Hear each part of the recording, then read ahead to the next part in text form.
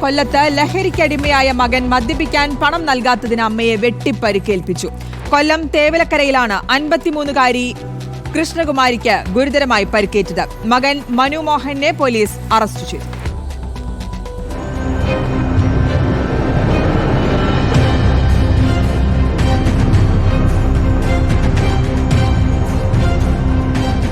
തേവലക്കര പടിഞ്ഞാറ്റകര വലയത്ത് വീട്ടിൽ കൃഷ്ണകുമാരിക്കാണ് മകന്റെ വെട്ടേറ്റത്.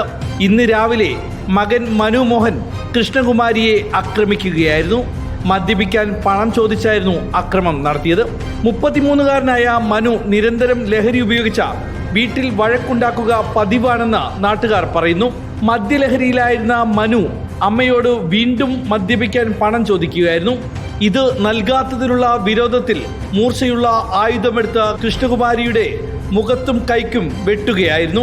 മനുവിനെതിരെ അച്ഛൻ മോഹനപിള്ള തെക്കുഭാഗം പോലീസിൽ പരാതി നൽകി.